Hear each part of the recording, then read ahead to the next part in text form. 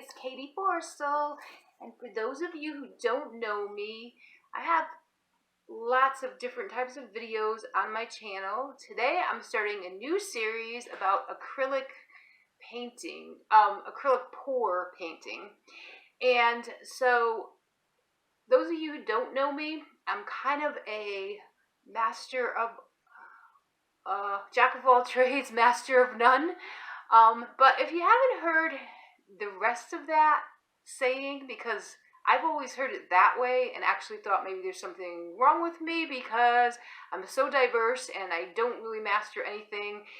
But actually, the rest of that saying is jack of all trades, master of none, but oftentimes better than master of one. So I'm happy to hear that. 57 years old, I just heard that recently. And it makes me feel good because I don't know why my life's like this. Maybe because I've had a lot of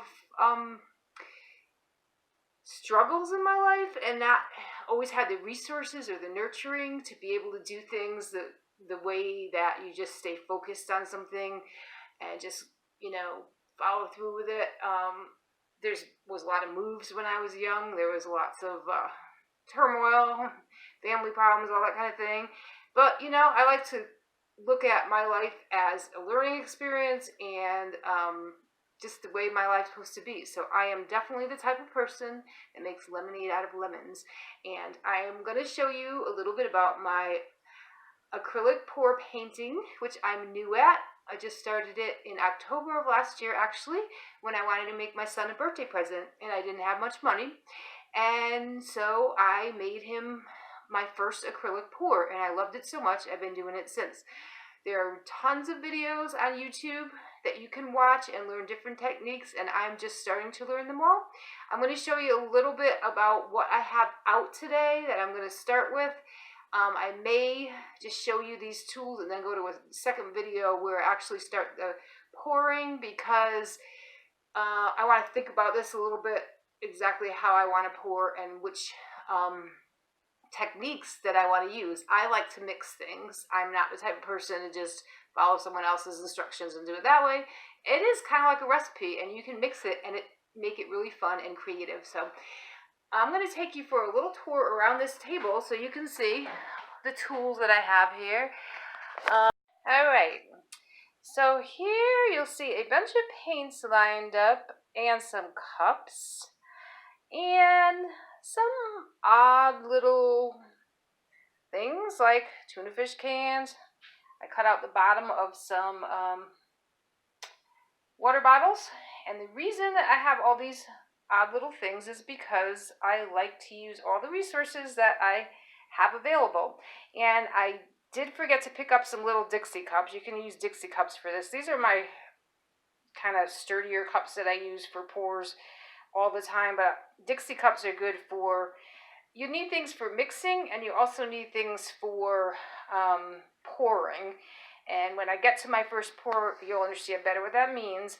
But these little bottles right here have been used before. So when I use maybe a half a bottle or 3/4 of a bottle, then what I'll do is I'll just use the bottle itself to add the additives to it, which can be anything from school glue, Elmer's glue all, or anything like it.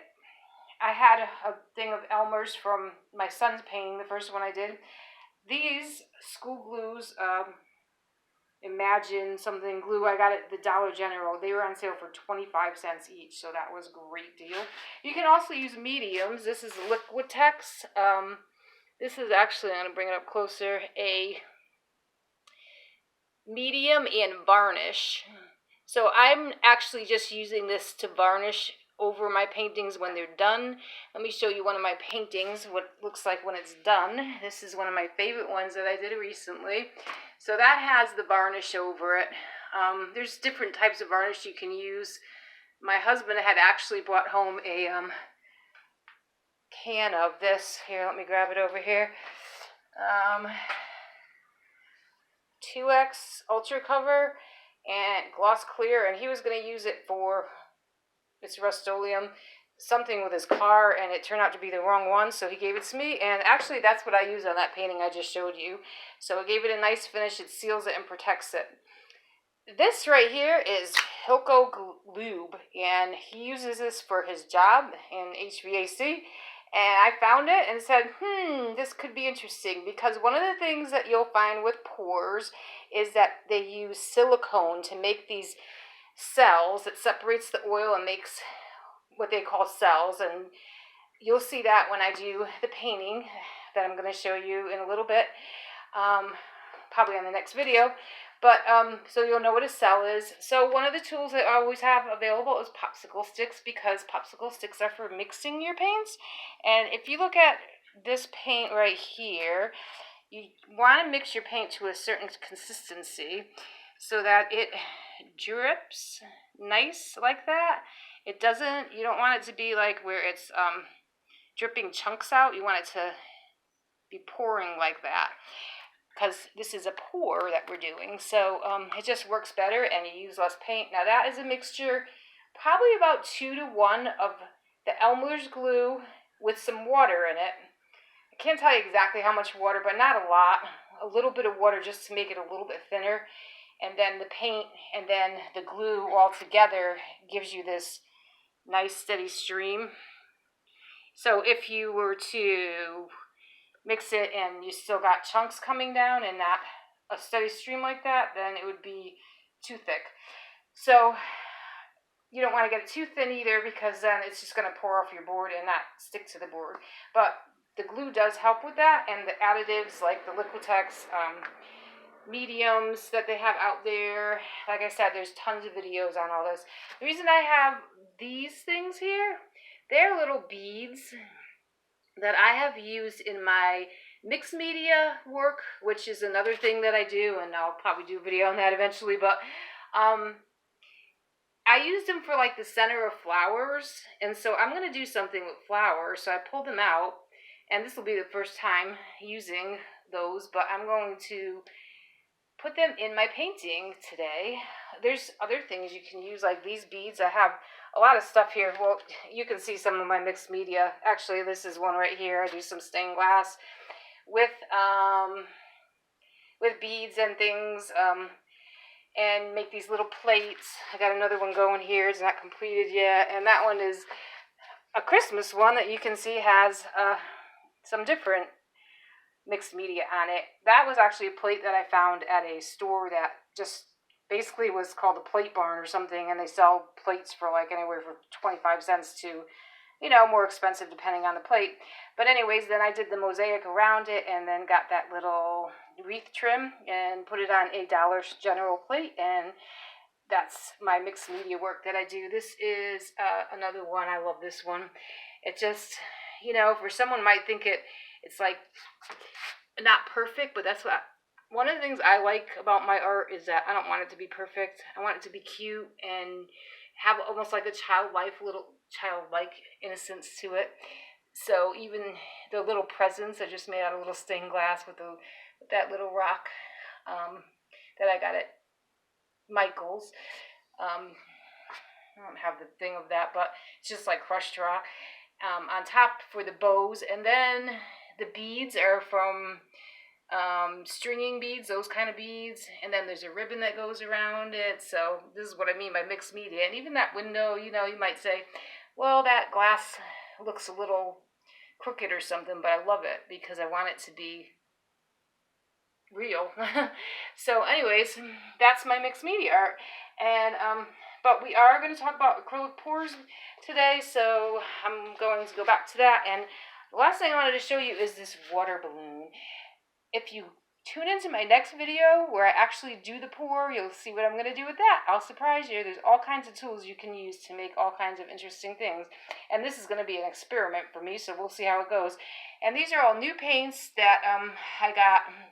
You can get these at Michael's, Walmart. You can also buy bigger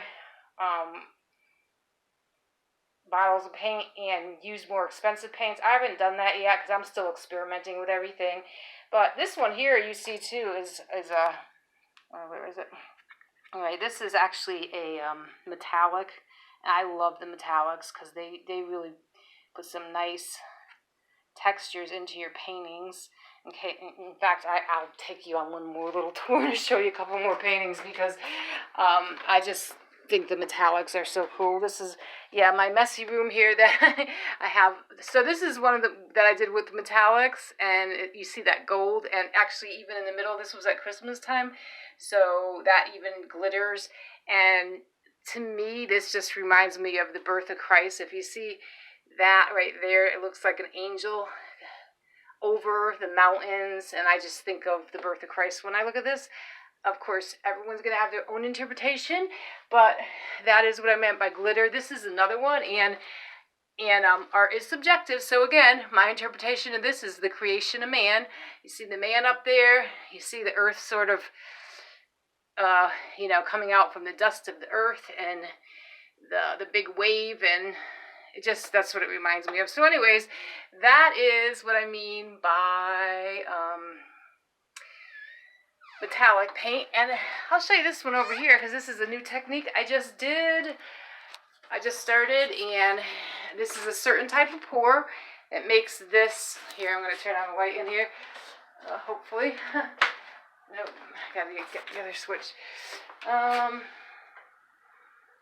I don't know if that helped or hurt, but it makes this kind of squiggly kind of thing, so it's really cool. And it really, all of this is not really that hard to do. It's just a matter of taking your time and learning different things. And this again reminds me of Jesus and the birth of Christ. Right there, I see Mary over the manger with Jesus. And so what I think about this is, in the dark of the night came the Savior to save the world. So I love seeing prophetic things in my painting too. And if you see some of my channel, you'll see I have music that I sing, and I have a few messages.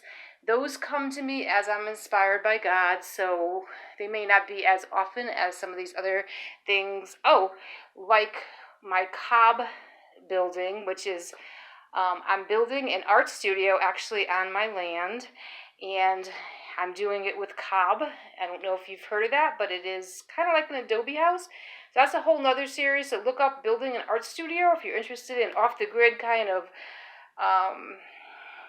doing things like that. Do-it-yourself kind of thing. So I have a lot to share. I'm going to get off this video now, and I'm going to get set up for that painting, and it'll be coming up next. Thank you. Have a good day. I had to come back at the end of this just to correct something, because when we were looking at this painting before, I was talking about the angel, and it wasn't looking right to me in the video, but I thought maybe, sometimes when you're looking at a little phone, you don't see it. But anyway, I had it upside down. So there's the angel. Now I'm sure you can see that a little bit better, and now you can see that more like those are the mountains. Makes more sense than it did the first time I showed it. So just a little add-on. All right, see you next time.